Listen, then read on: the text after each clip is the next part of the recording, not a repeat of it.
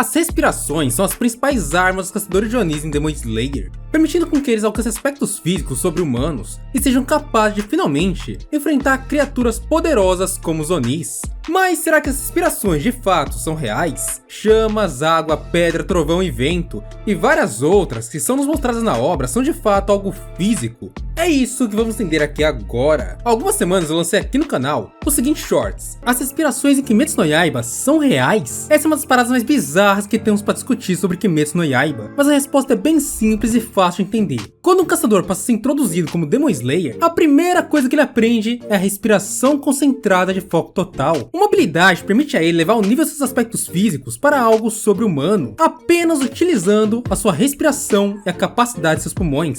Depois que dominam a respiração concentrada, os caçadores vão para as técnicas de respiração, e é aqui que as coisas ficam confusas. Mas para você não ficar confuso nunca, se inscreve aqui no canal. As técnicas de respiração são o que vai fazer a respiração concentrada ser eficiente em um combate junto à esgrima. Mas também é aqui que temos a presença de elementos como chamas, água, vento, trovão e pedra. Acontece que quando o caçador vai usar suas técnicas, ele se imagina simulando aquele elemento e as suas propriedades, como ser adaptável como a água ou quente como a chama.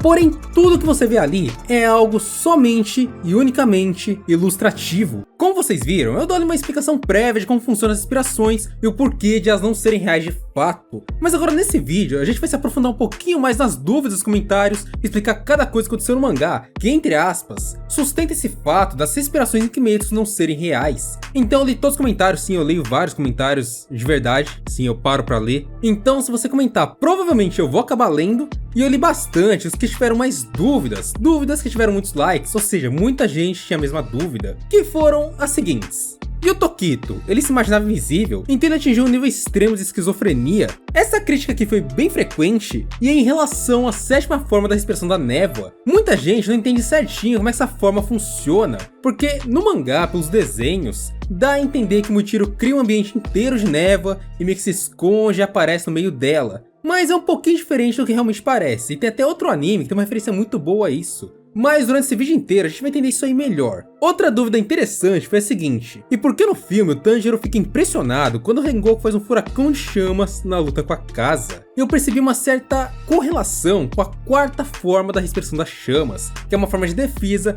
que no mangá e também no anime dá a sensação que o Rengoku defende os Sorashiki do Akaza usando justamente as chamas da forma dessa respiração. Ou seja, dá assim a sensação que as chamas são algo físico. E outra dúvida que foi bastante perguntada foi a seguinte: Tanjiro, vou controlar setas com a água aqui. Essa dúvida aqui também é bem frequente e faz analogia à luta de Tanjiro com Yahaba, a luta que aconteceu lá na cidade onde Tanjiro se encontrou com Muzan, lá em Asakusa. Então o que acontece? Essa luta aí também é bem importante pro mangá, nesse quesito de fortalecer se as respirações são ou não reais. Então temos aqui várias situações que é bom serem explicadas, mas a gente vai acabar entendendo tudo com o passar desse vídeo. No mais, eu quero mandar um salve pra galera que comentou esses comentários aqui que eu falei agora. Então vamos lá. Um salve para Noemi, Marco H Gamer e Joe. E também aproveitando esse gatilho, antes de fato a gente começar o vídeo, eu quero mandar um salve aqui pros membros aqui do canal. Então vamos lá. Um salve pros Sashiras: Samuel Roster, Theo Nascimento, Ítalo Silva, Paulo Alexandre, Luiz Igor, Luiz Henrique e Olavo Ribeiro. Os Shinobis: Igor Araújo e Natsu Mizusaki. Os Shinigamis: Takumi, Léo Souza, Biel Teorias, o Cósmico, Caio Daniles e Mike, o God Sangbomir 4 e o Saitama Kalen Coutinho. Sério pessoal, vocês são membros, obrigado de coração. O apoio de vocês é muito importante para o canal cada vez mais continuar crescendo. Então agora com vocês, vamos voltar ao básico e entender o que são as respirações concentradas de fato. Durante o capítulo 4 de Kimetsu no Yaiba, é nos confirmado que os humanos que participam da Demon Corp, a organização dos caçadores de Onis, são apenas humanos de carne e sangue, onde qualquer dano recebido não é regenerado. Mesmo assim, eles dão suas vidas para proteger a humanidade. Basicamente, o lado humano em Kimetsu são humanos normais, pessoas que até então, antes de virarem caçadoras, antes de terem contato com o mundo dos caçadores de Onis, eram seres humanos normais, que comem, dormem, se machucam, trabalham, pessoas comuns como eu e você. Mas a partir do momento que eles tiveram contato com a Demon Corp, eles passam a ter contato com a respiração concentrada, e aí acabam ganhando alguns aspectos sobre-humanos, o que permitem eles combaterem os Onis. Makomo define a respiração concentrada da seguinte forma: abre aspas, é a aceleração do sangue em sua corrente sanguínea e na batida de seu coração. Dessa maneira, a temperatura do seu corpo vai aumentar.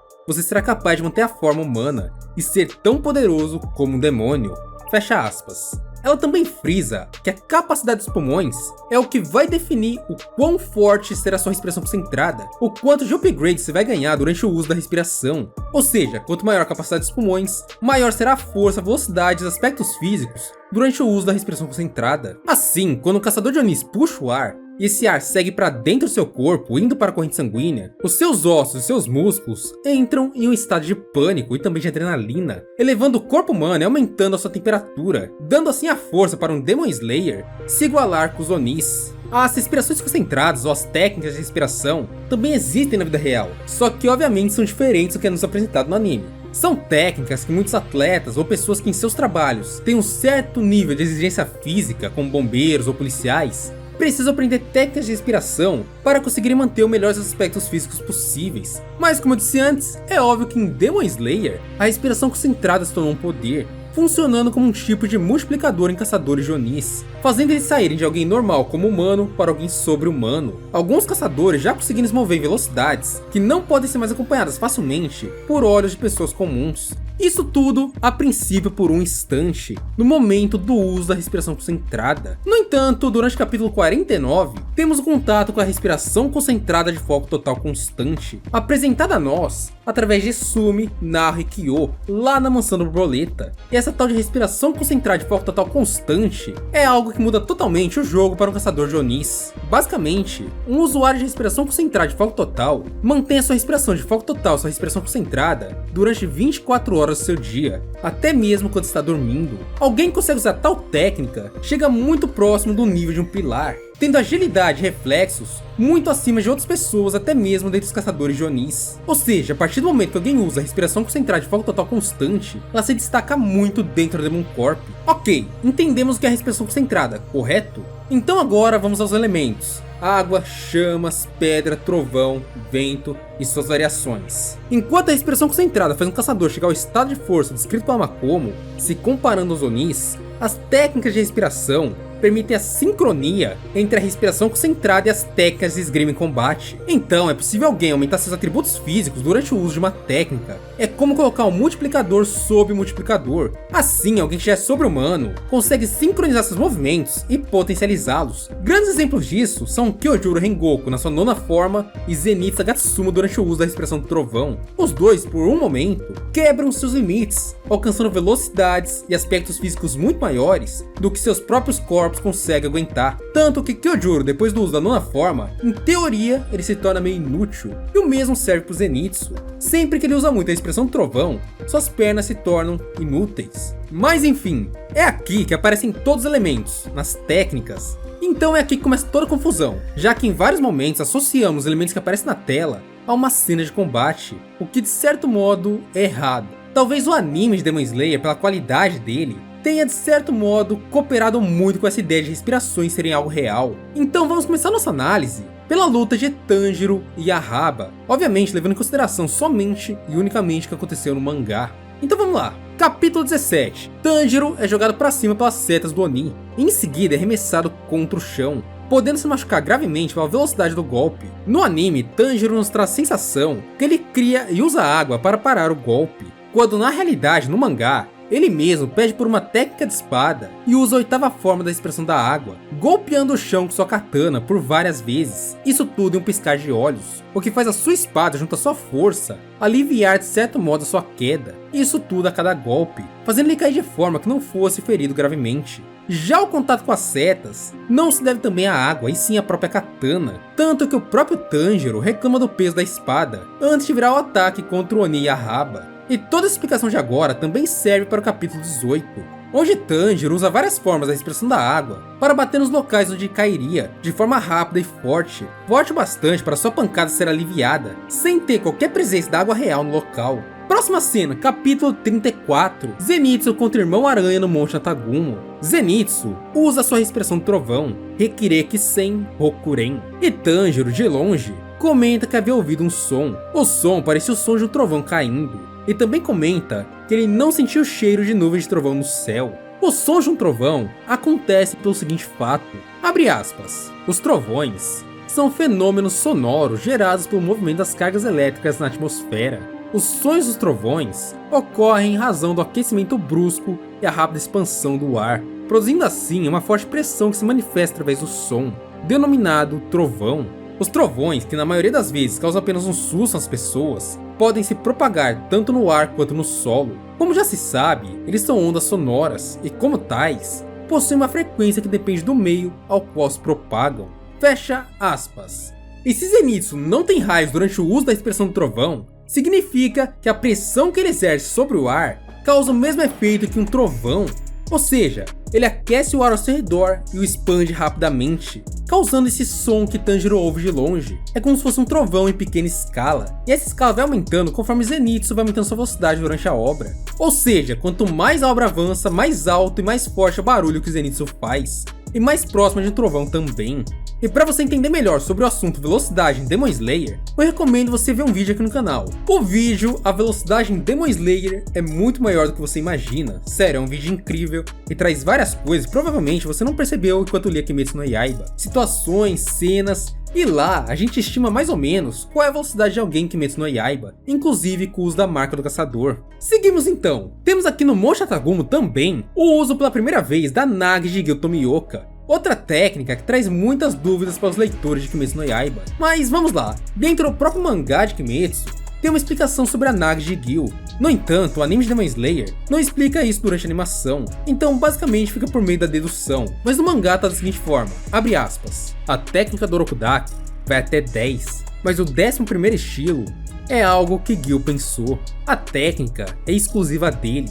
Uma bonança descreve o oceano quando não tem vento, não tem ondas, como se fosse um espelho. Toda técnica que entra na área do Gil se desfaz e se torna nada. Fecha aspas. Basicamente a Nagi se trata de uma postura única que funciona apenas e unicamente com Gil Tomioka. Graças aos seus reflexos bizarramente altos, Gil consegue anular qualquer ataque que entre em sua área de atuação, quase que de forma absoluta. E agora vamos lá pro Trem Infinito, onde temos a participação do Hashira das Chamas, Kyojuro Rengoku. Eu só quero deixar claro agora que durante esse arco inteiro, não tem nenhuma frase ou coisa que Tanjiro ou qualquer personagem diga que faça parecer que as chamas são reais. Não tem nenhuma dessas durante o mangá de Kimetsu. Sempre eles olham pro Rengoku, elogiando a sua esgrima, elogiando seu modo de lutar, e vendo o alto nível que o Hashira conseguiria desempenhar contra uma lua superior. Ou seja, todo o porte físico e todo o desempenho possível por parte de um Hashira forte como Kyojuro.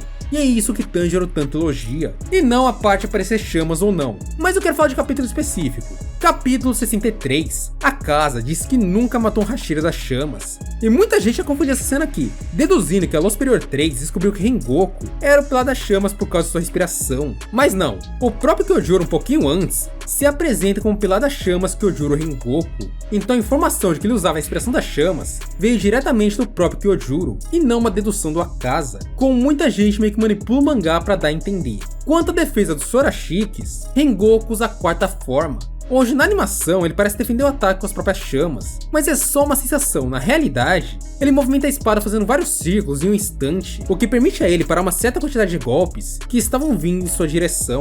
E quanto ao Tanjiro, a todo momento, ele não diz nada sobre as nuvens de chamas, como disse antes. Ele apenas admira o Rengoku, a sua imposição física contra alguém como Akaza. Então essa é a parte da expressão das chamas. Vamos para a próxima. Distrito do Entretenimento, capítulo 81. Tanjiro e Daki estão em confronto. Um confronto bem intenso por acaso. Quando Tanjiro usa a dança do Deus Sol, Shakotsu Emyo, e Daki, ao ter suas faixas cortadas, comenta o seguinte, abre aspas, ah, que dor é essa? A parte que foi cortada, sinto como se estivesse queimando, não consigo regenerar bem. Esse cara deveria ter sérios machucados também. Normalmente, se ele se movesse assim tão bruscamente, seu corpo se dividiria. Fecha aspas. Se essas inspirações não são reais, por que Daki tá sentindo dor? Boa questão. Mas a autora respondeu isso aí no fanbook. Daki basicamente sofreu com uma das formas da respiração do sol. Uma forma que é executada de forma tão brusca e tão rapidamente, que de certo modo ela queima o Oni ao corte. E por isso Daki sentiu aquela dor. Sentiu como se estivesse queimando. Tudo isso porque essa forma em específico consegue causar esse efeito nos Onis. E Onis fracos, obviamente, porque em Onis muito fortes, isso não funcionaria tão bem. Agora vamos lá para a Vila dos Ferreiros, Capítulo 121, Muichiro vs Gyoko, o uso da 7ª forma da respiração da névoa. E essa aqui dá realmente muito problema, porque o próprio mangá deixa tudo meio confuso nessa explicação, mas eu achei uma maneira bem legal de explicar pra vocês. Então vamos começar agora primeiro pelo mangá, a explicação que ele nos dá. Abre aspas. Tokito mudou drasticamente seus movimentos para desorientar seu inimigo. Quando ele se mostra, é lento como uma tartaruga, mas quando ele se esconde, é rápido como um raio. A velocidade mais rápida dele supera a da Lua Superior 5 Gyoko. Fecha aspas. Essa é a explicação do mangá para a respiração da névoa 7ª forma, Oboro.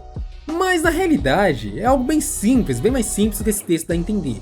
O Tokito, nesse momento da obra, tem uma velocidade muito grande, uma velocidade que até supera a velocidade do Gyoko. E como ele usa essa velocidade durante a 7ª forma? Ele causa confusão no Oni. Quando vamos para a situação de luta, vemos Gyoko socando 3 Tokitos que parecem estar quase parados. Então a Lua Superior 5 comenta o seguinte: mas o que? Como ele desapareceu? O que está acontecendo? Onde ele foi? É como se esse lugar inteiro estivesse envolto por névoa. Basicamente, o que Gyoko atacou foram imagens pós-projetadas de Muichiro Tokito. Em algum momento, Muichiro realmente esteve ali onde ele atacou, mas quando a Lua Superior já estava atacando, ele já não estava mais. Era uma ilusão de ótica.